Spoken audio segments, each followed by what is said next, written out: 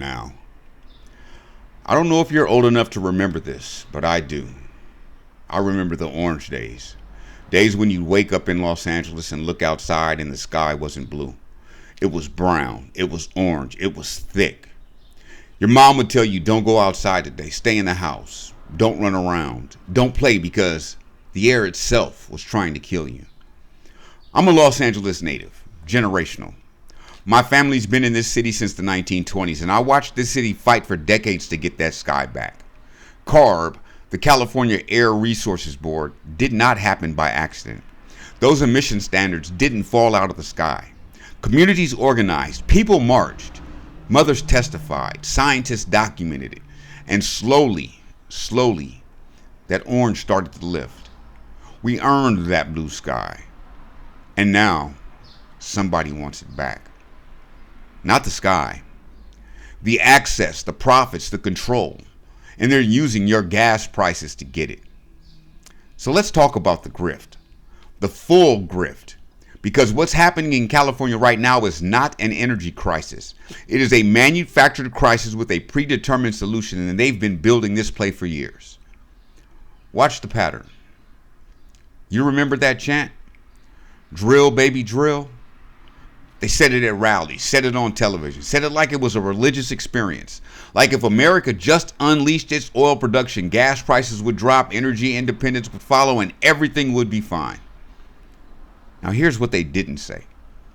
The United States produces more oil than any country on earth. More than Saudi Arabia, more than Russia. We are swimming in domestic crude. So if drill, baby, drill was the answer, why is California paying some of the highest gas prices in the nation? Because drilling was never the answer to your problem. Drilling was the answer to their problem. And your high gas bill is the mechanism, not the target. Here's what you need to know about. It's called the Jones Act. Full name, the Merchant Marine Act of 1920. Over 100 years old, and it says this: any goods, including oil, shipped between two American ports must travel on a ship that is American built, American owned, and American crewed. Sounds patriotic, right? Sounds like protecting American jobs. Here's what it actually means in practice. Texas is sitting on oil. California needs oil. You think, ship it from Texas to California, simple. Except the Jones Act tanker costs up to $75,000 a day to operate. Nearly 3 times more than a foreign vessel. And because the American flag fleet is so small and so expensive, it is cheaper right now, today, to ship oil to California from Nigeria, from Saudi Arabia, from Ecuador, than it is to ship American oil from the Gulf Coast to an American port on the West Coast. Let me say that again. Nigerian oil is cheaper to get to California than Texas oil. And they stood at that podium and they said, drill, baby, drill, without ever once mentioning the Jones Act. Not because the Jones Act isn't their problem. It's yours. Now let's go deeper. Because even if you solve the shipping problem, you still got another wall. About 70% of American refineries are built to process heavy crude, thick, dense, the kind that comes out of the Middle East, the kind Venezuela produces. But what does America's shale boom actually produce? Light crude, thin, different chemical composition. And most American refineries, particularly on the West Coast, cannot efficiently process what American wells are pulling out of the ground. So what do we do with our own oil? We export it. We sell American light crude overseas, and then we import heavy crude from abroad to feed our own refineries. We export what we produce. We import what we need, and we pay the difference at the pump. This is not an accident. This is infrastructure policy built over decades to serve the people who own the refineries, not the people who fill up the tank. Now here's where it gets interesting, because somebody on television, maybe more than one somebody, has tried to tell you that getting oil from Venezuela to California would take months. I need you to think about that. The U.S. Navy tracked, intercepted, and boarded a Venezuelan oil tanker in the North Atlantic within days of it leaving its port. Days, not weeks, not months, days. Because Venezuela is not on the other side of the world. It's in our neighborhood. It's in the Caribbean, right there. Venezuela to the Gulf Coast, 5 to 7 days by sea. Venezuela through the Panama Canal to California, 18 to 25 days. Maybe 30s if there's a queue at the canal. That's not months. That's less time than it takes some people to get a passport renewed. So when they tell you Venezuelan oil can't get here fast enough to matter, what they're really telling you is that sanctions policy, not geography, is the barrier. The Navy proved the ships get there fast. The question is, who decided they couldn't dock? Now we get to the main event. Pay attention to the sequence because this is where the grift gets beautiful in its ugliness. Step 1. Phillips 66 closes its Los Angeles refinery. Valero announced it's closing its Benicia refinery. 2 major California refineries gone. And what reason do they give? California's regulatory environment is too burdensome, emission standards too strict, too expensive to operate here. Step 2. With those refineries gone, California's fuel supply tightens, prices spike. A USC business professor runs the numbers and says gas could hit $8 a gallon in California by the end of 2026 if nothing changes. Step 3. The industry sends its people to the cameras. The Chevron El Segundo refinery chief shows up on television and the message is, California's emission standards are struggling your fuel supply. California's environmental rules are why you're paying $5, $6, $7 at the pump. Step 4.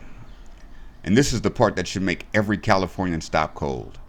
Gavin Newsom, a Democratic governor in the most environmentally progressive state in the country, starts cutting deals with the oil industry, circulating draft legislation that would fast-track drilling approvals in Kern County, opening the door to loosening the very standards that cleaned up the orange sky.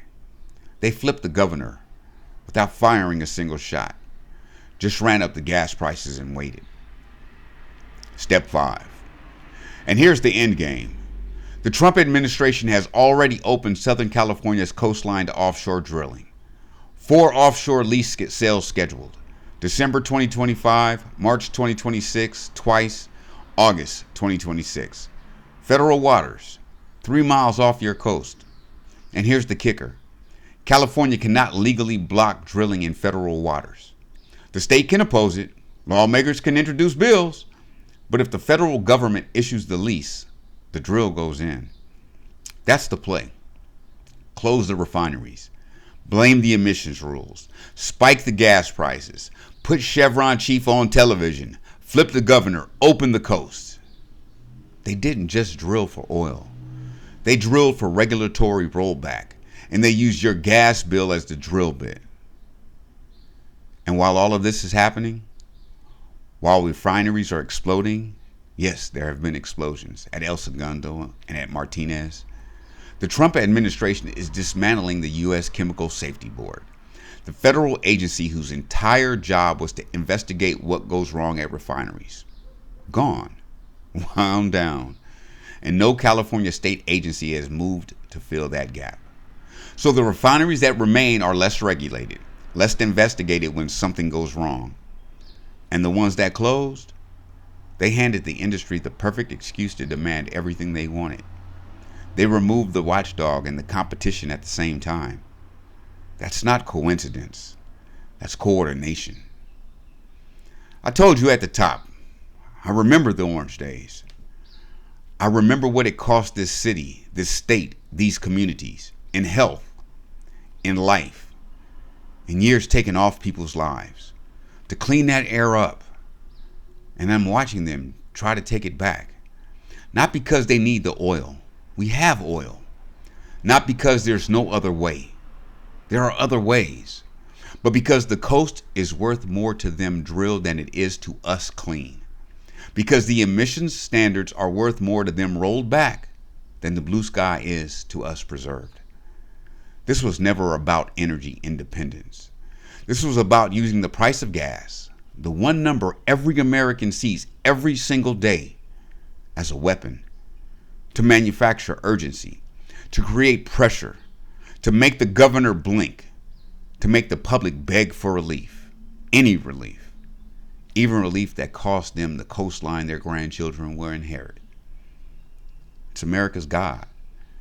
Guns, oil, and dollars. The framework never changes. Only the packaging does. Watch the pattern. Follow the money. It's different grift, different day. I'm still Keith. And this is Keith Speaks. I urge you, share this message. Let other people know exactly what's going on. There's got to be some urgency at some point from some one of us.